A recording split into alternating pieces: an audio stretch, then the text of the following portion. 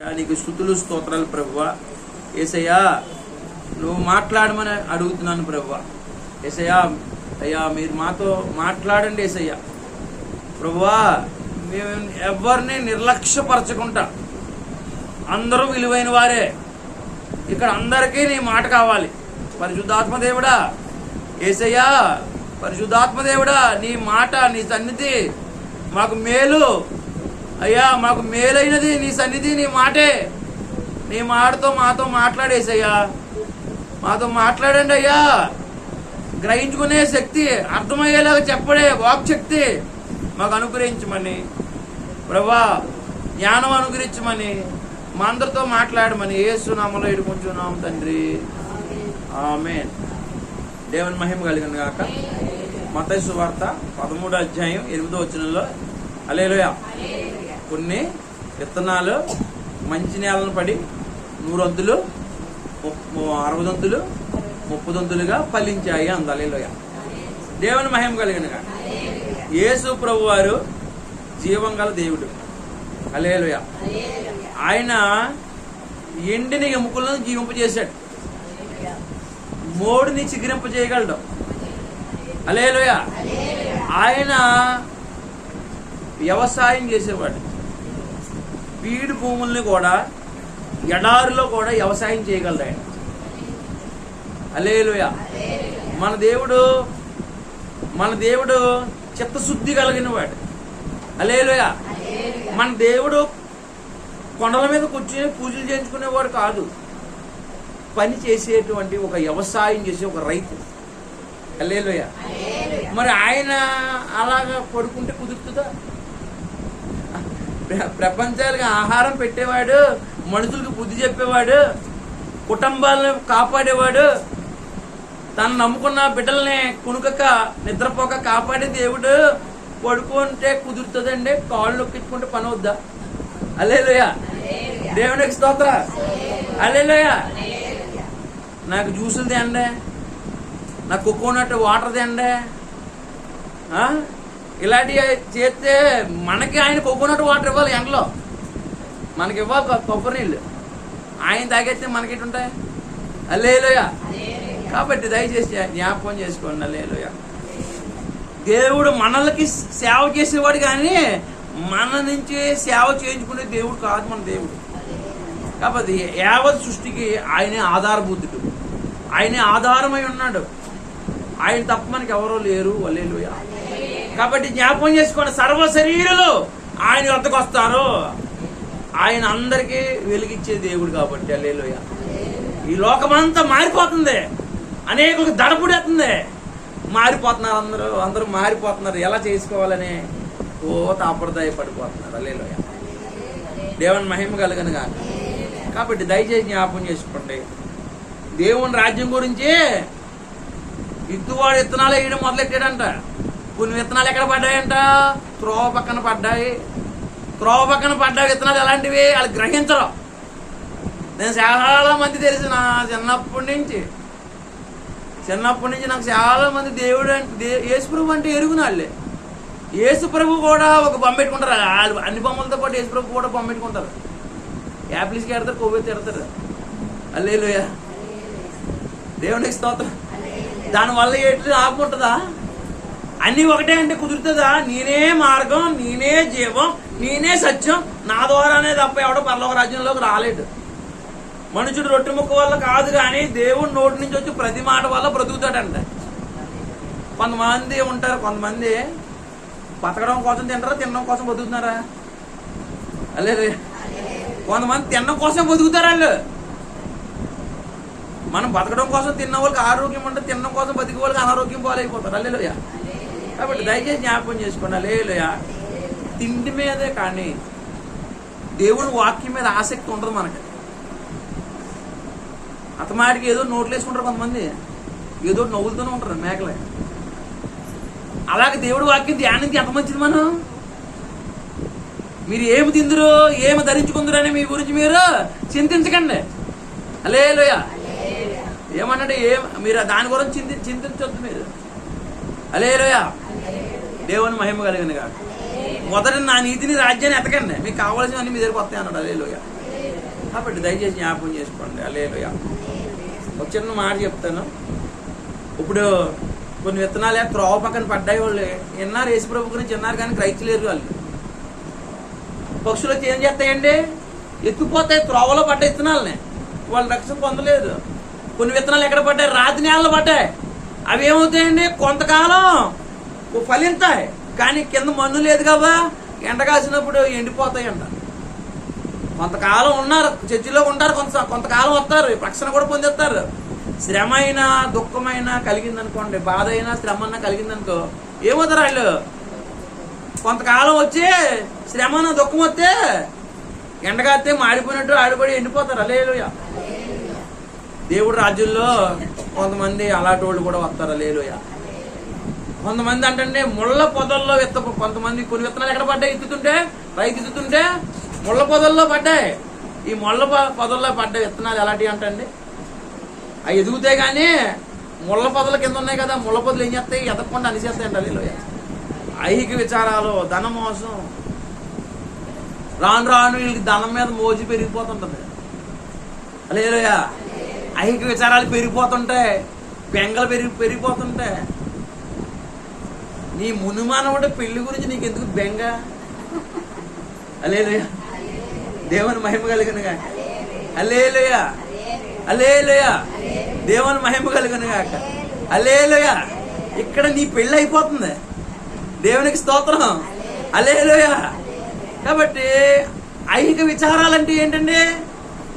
నీ ముందు నీ ఆత్మ పరలోక రాజ్యం వెళ్తుందా, నరకానికి పోద్దా అన్నది వదిలేసింది. ఇప్పుడు నీ పెళ్లి గురించి ఆరాట పడిపోతున్నావు. హల్లెలూయా. నువ్వు దేని గురించి ఆరాట పడిపోవాలా? హల్లెలూయా. నీ వెనకాల గురించి ప్రార్థన చేయి, మంచిదే. వాళ్ళ రక్షణ పొందారా?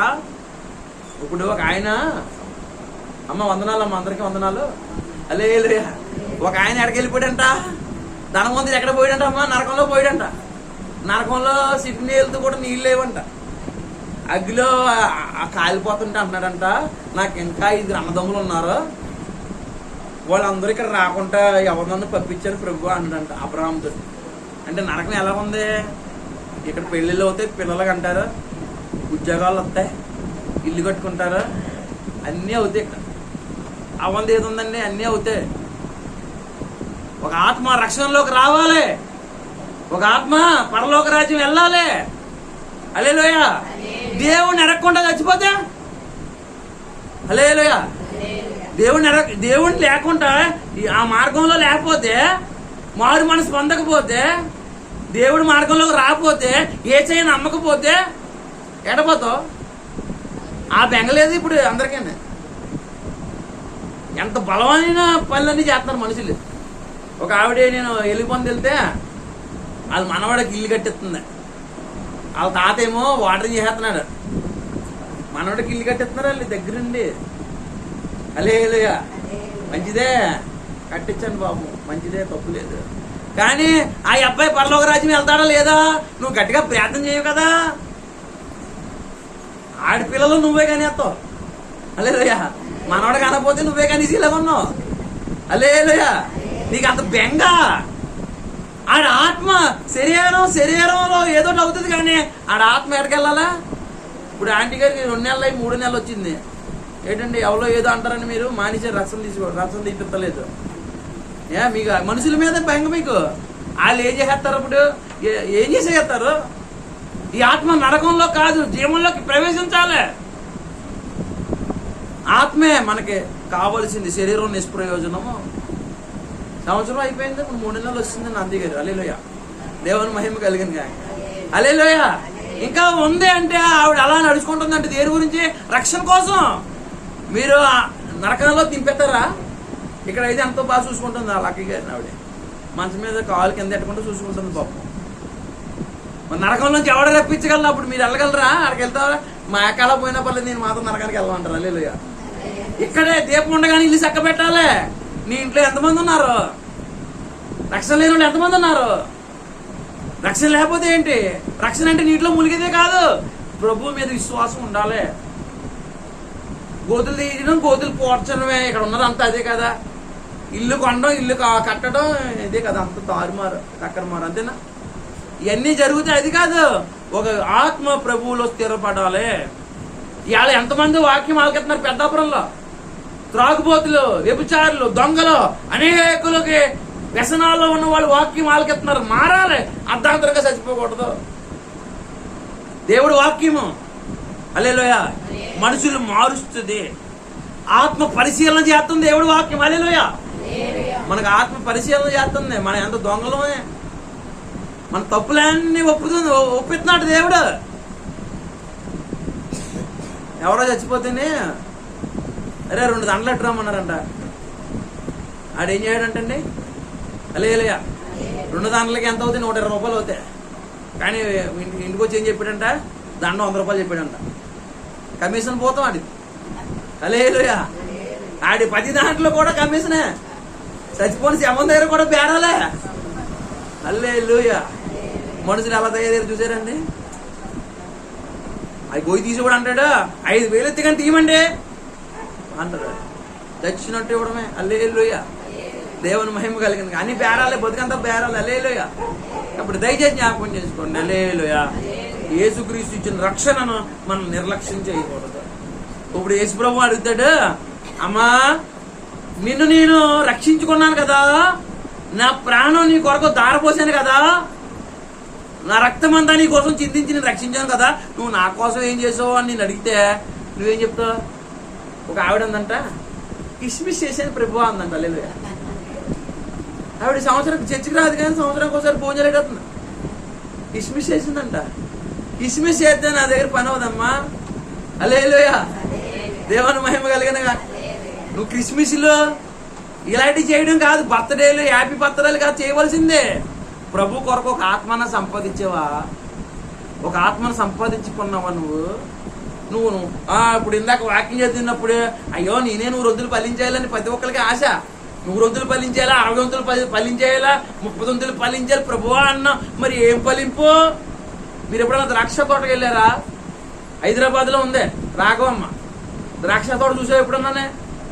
హల్లెలూయా ఆ ద్రాక్ష తోట ఎంత బాగుంటుంది, వైభవంగా ఉంటుంది. అవన్నీ ద్రాక్ష తీగలకి ఏలబడిపోయి ఏంటంటే గుత్తులు గుత్తులు గుత్తులుగా మొత్తం తోటంతా ఒక్కసారి చూసి చేసుకోవాలనిపిస్తుంది. హల్లెలూయా అంత బాగుంటుంది. హల్లెలూయా ఒక రోజు అంటే యేసుప్రభు వారు ఆకలితో ఉండి ఒక అంజూరపు చెట్టు దగ్గరికి వెళ్ళారంట. హల్లెలూయా హల్లెలూయా ఆ చెట్టు అంటండి పచ్చగా ఉందంట. బిల్డప్ మాత్రం సూపర్ ఉంది. బైబిల్ బ్యాగ్ కొనేసుకుని బ్యాగ్లో బైబిల్ పెట్టేసుకుని ఇప్పుడు యేసుప్రభు నమ్మిన వాళ్ళు అందరూ ఏంటండి బ్యాగ్లో టీచర్ అమ్మలాగా అందరూ బ్యాగ్లో బైబిల్ అలాగే ఉంది పచ్చగా. హల్లెలూయా దేవుని మహిమ కలిగిన కాక.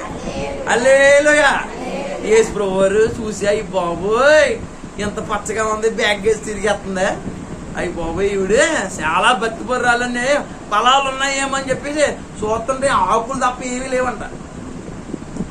ఆకులు తప్ప ఏమీ లేకపోతే నేను మీ భర్త ఆకలి వేసినప్పుడు ఇంటికి వచ్చినప్పుడు నువ్వు అన్నం పెట్టుకుంటా టీవీ సీరియల్ దగ్గర కూర్చుంటే ఏం చేస్తారు చెప్పండి? హల్లెలూయా డ్యూటీ వచ్చిన భర్తకి అన్నం పెట్టకపోతే ఏం చేస్తాడా? నా అమ్మే బంగారం అంటాడా? హల్లెలూయా ఏది ఉంటే అది ఎత్తుకుని అన్నం పెట్టేస్తాడు. హల్లెలూయా హల్లెలూయా యేసుప్రభు కూడా సేమ్ టు సేమ్ అలాగే చేశాడు. ఇంకెప్పుడు నువ్వు కాయకుందు గాక అన్నాడంటే అంతే. అది ఎండిపోయింది ఇమ్మీడియట్గా ఎండిపోయింది. హల్లెలూయా ఆయనకు ఉగ్రతకి చోటు ఇచ్చింది. అలాగేనంటండి ఒక పెద్ద తోట ఉందంట ఒక ఆయన. ఆ యజమానుడు అంటండి భూమి అంతా సరి చేశాడు. విలువైన పొలం అది. ఇప్పుడు హైదరాబాద్లో ఎంత అనుకున్నారు ఎకరం? 100 కోట్లు. అలాంటి విలువైనటువంటి పొలంలో ఎత్తైన చోటు మీద ఉందండి పొలం. ఆయన ఏం చేయడంటండి అందులో రాళ్ళు అన్నీ తీసేసి డబ్బులు ఖర్చు పెట్టి రాళ్ళన్నీ తీపిచ్చేసి సారవంతమైన నేలగా దాని మీద ద్రాక్ష తీగలు తీసుకొచ్చి నాటించాడంట. నిక్కమైనవి జాతి కలవని చెప్పి నాటించి మంచి ఎరివేసి సత్తుగల భూమిలో పెట్టాడంట. నిలబెట్టి కాయలు కాద్దని చూస్తుంటే హల్లెలూయా 6 ద్రాక్షలు కాసిందంట. ఏ ద్రాక్షలు కాసిందమ్మా? తినేని కాయలేదంట, సేదైని కాసిందంట. ప్రయాసం అంతా వృధా అయిపోయింది. ఇప్పుడు ఆ ద్రాక్ష తోటని ఏం చేస్తాలో చెప్పాలి, ఏం చేయాలో చెప్పండి. అంత ఇలువుగా నిలబెట్టుకొని మంచి సారవంతమైన వాక్యం ఇచ్చే తన రక్తం నీరుగా పెట్టి తన పెట్టుబడి తన భూమి అంతా దేవుడు మన కోసం దారిపోతే ఫలించాలా లేదా? ఫలములనాశించిన పరలోకపు తండ్రి తేరు చూచుచున్నాడు నీ వైపు, ఫలించకుండుట నీకు న్యాయమా? యజమాని సహనముతో చెలగాటమా? ఐగుప్తు నుండి పెరికి తెచ్చినాడు, సంగ ద్రాక్ష తోటలో నిన్ను నాటినాడు. హల్లెలూయా. చుట్టూ తవ్వంటండి ఎరివేసాడంట. హల్లెలూయా. చుట్టూ తవ్వి ఎరివేస్తే ఏం చేయాలా? ఫలించాలా? తీరైన కాయలు, సేదైన ఫలాలంట. ఆలోచనలు బాగలేదు, తలంపులు బాగలేదు, పాపపు తలంపులు, పాపపు ఆలోచనలు, చేదైన వేర్లు ఫలించాలి, బాగుపడాలనేటువంటి ఉద్దేశాలు లేవు. చర్చికి వస్తారు, సినిమాకి వెళ్తారు, చర్చికి వెళ్తారు, సీరియల్ చూస్తారు, చర్చికి వెళ్తారు, మందు తాగుతారు, కొంతమంది చర్చికి వెళ్తారు, కైని సుట్ట సిగరెట్ కూడా తాగుతారు, చర్చికి వెళ్తారు, ఈర్ష పడతారు, చర్చికి వెళ్తారు, హల్లెలూయా, ఎదటోళ్ళు పడి ఏడుస్తుంటారు, చర్చికి వెళ్తారు, గొడవలు ఎక్కడ మానేరు, చేపించడం మానేరు, హల్లెలూయా. కాబట్టి దయచేసి జ్ఞాపకం చేసుకోండి, దేవుడు ఇందుకైనా నిన్ను ఆయన రక్షించుకున్నదే. హల్లెలూయా. చిన్న మాట చెప్పి ముగింతానండి. హల్లెలూయా. ఒక రోజు అంటండి, హల్లెలూయా, దేవుని మహిమ కలిగిన కాక. ఒక ఆయన అలాగే ఒక ద్రాక్ష తోటలో అంజూరపు చెట్టు నాటించుకుంటే, అంజూరపు చెట్టు నాటించుకున్నాడంట. హల్లెలూయా. స్పెషల్గా తీసుకొచ్చి నాటించుకున్నాడంట. హల్లెలూయా. దానికి కూడా 3 సంవత్సరాల నుంచి వస్తున్నాడంట అతను. ఈ సంవత్సరం కాదని చెప్పి చూస్తే ఏం కాయలు లేవంట. 2వ సంవత్సరం కూడా వచ్చి చూసాడంటే ఏమైనా కాయలు కాస్తదేమో అని, కాయలు లేవట. 3వ సంవత్సరం కూడా వచ్చాడంటే ఎవరో యజమానుడు 3వ సంవత్సరం అయినా కాస్తదేమో అని చెప్పి చూస్తే కాయలు లేవంట. కాయలు లేకపోతే అప్పుడు తోటమాలని పిలిచి, దీన్ని ఎందుకులా గొడ్డు చెట్టుని ఇలా పెంచేస్తున్నావు నువ్వు, దీన్ని వేసే అందంట.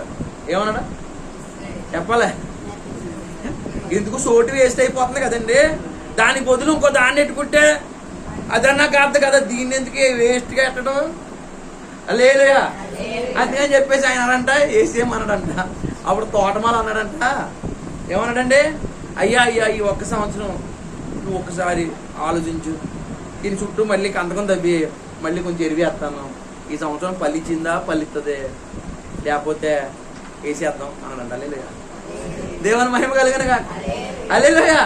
సంఘంలో ఇన్ని సంవత్సరాలు అయింది. హల్లెలూయా. ఏ ఆత్మనో దేవుళ్ళకి నడిపించలేదు నువ్వు. ఐహిక విచారాలు, ధనమోసం, హల్లెలూయా, ముళ్ళ తుప్పల్లో పడిపోయింది నీ విత్తనం. హల్లెలూయా. శ్రమలు వస్తే ఎండిపోతున్నావు. హల్లెలూయా. ఫలింత లేదు. కొన్ని చెట్లు ఉంటాయండి, ఎన్ని తుఫాన్లు వచ్చినా పడిపో, నిలబడుతుంది. హల్లెలూయా. ఎన్ని శ్రమలు వచ్చినా, హల్లెలూయా, ఎన్ని ఇబ్బందులు వచ్చినా. తాడి చెట్టు చూసారండి ఎప్పుడన్నా? ఎత్త చెట్టు కానీ ఎంత గాలిసినా పడిపోద్దామా?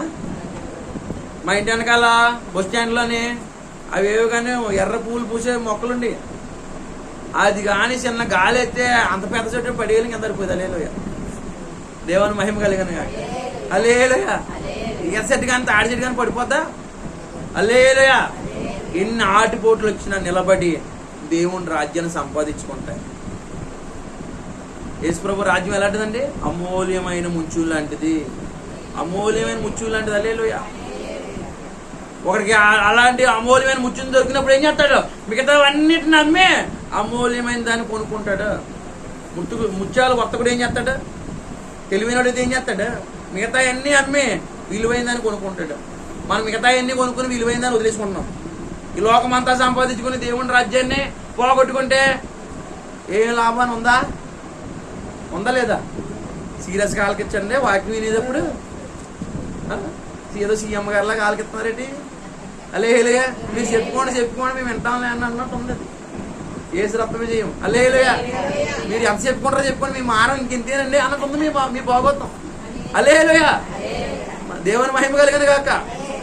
పొలాలు లేకపోతే నరికి పాడేస్తాడు, హల్లెలూయా. ఏంటి సరిగా ఇప్పుడు సోమరిపోతున్న ఉద్యోగంలో పెట్టుకున్నాం అనుకోండి, ఆడు ఉద్యోగం చేయకుండా తిని పడుకున్నాడు అనుకోండి, ఆయన ఉద్యోగాలు ఉంచుతారా?